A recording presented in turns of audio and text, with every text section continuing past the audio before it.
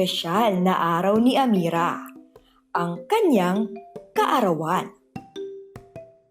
Sa araw na ito, gusto niya ng mga laruang pangkusi-kusina bilang regalo. Na-excite na ako! Gusto ko na maglaro! Ngunit hindi ito kayang ibigay ng kanyang mga magulang. Amira? Amira! Nanay!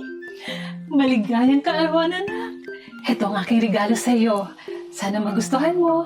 Landap ang ibinigay sa kanya ni Ina Asnaifa sa halip na laruang pangkusi-kusina na nagdulot ng kabiguan kay Amira. Bakit, anak? Wala po, Nay. O sige, maiwan na muna kita, ha? Sa sobrang kapaguran at pagiging malungkot, siya ay nakatulog.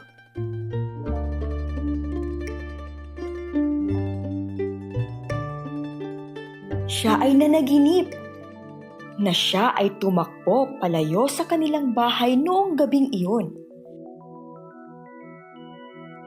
Ang maliliit at malalaking bituin ay kumikinang at nakita niya ang kanyang sarili sa harap ng isang malaking bahay, ang Meranao Torogan. Wow! Napakalaki! Nasaan ako?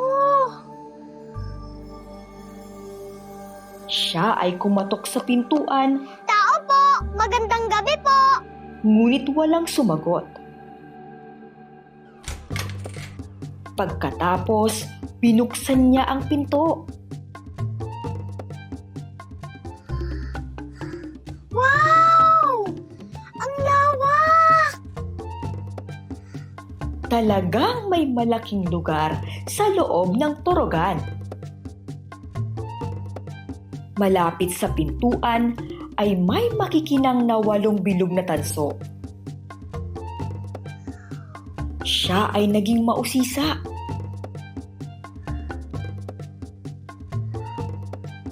Kaya't bigla niyang kinuha ang panghampas at sinimulang tugtugin ng mga bilog na bagay.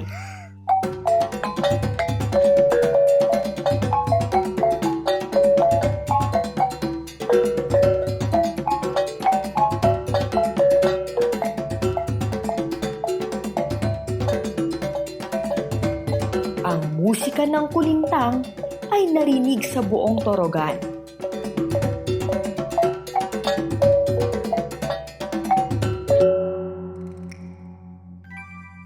Sa tapat ng kulintang ay 2 parisukat na kahong gawa sa kahoy na kaban. Wow! Ang ganda! Hinawakan niya ang gilid ng kaban at naramdaman ang makinang na puting disenyo.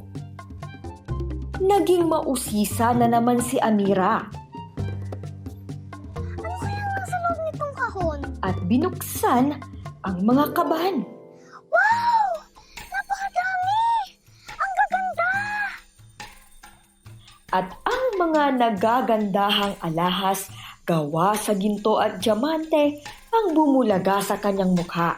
Isang maliit na kwintas na may maraming diamanteng bato ang biglang pumukaw sa kanyang atensyon.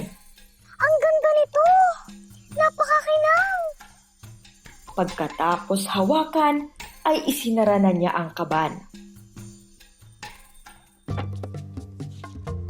Ang kanyang mga mata ay nagawi sa gitna ng turugan. May napakalaking kama. Wow! Napakaganda! Lumaki ang kanyang mata. Ang malaking kama ay balot ng kulay berde na higaan. Meron itong maputing makitid ng mga haligi na may takip na kulay berde at nakalimbag na okir.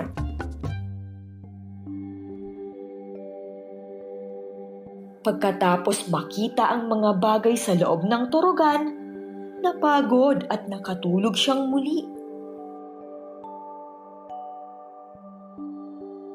Sa kanyang panaginip ay meron siyang nakitang matandang babaeng nakangiti sa kanya. Sino po kayo? Ang sabi sa kanya ay, Amira, ang pinakamahalagang bagay na matatanggap mo ay hindi ang pinakamahal na laruan o kung anong bagay man. Ang pinakamahalagang bagay ay ang pagmamahal na matatanggap mo mula sa iyong pamilya. Opo.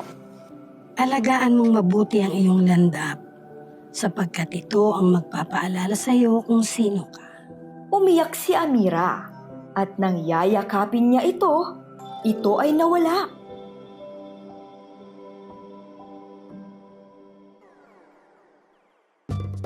Bago umalis si Amira ng bahay, may napansin siyang kahon ng browa. Wow! Mukhang masasarap! Isang espesyal na tinapay na maaaring hugis kabibe, bangka o bulaklak. Nang siya ay kakagat na, Amira, bigla siyang nagising. ayos ka lang ba, Watakulay? Ang boses ng kanyang mga magulang ang gumising sa kanya. Patawarin niyo po ako. Ang inyong pagmamahal ay mas mahalaga kaysa sa paborito kong laruang pangkusi-kusina. Tama, anak. Ina, nanaginip po ako. Mayroon pong isang matandang babae. Ganito po ang kanyang taas. Mas patanda po siya sa iyo, ina. At medyo hawig po siya ni ama. Siya po ang nagpaalala sa akin sa pinakamahalagang regalong mayroon ako. Iyon ang iyong lola. Kaya mag-alay ka ng kanduri para sa kanya. Opo, ama! Niyakap ng mahigpit ni Amira ang kanyang mga magulang.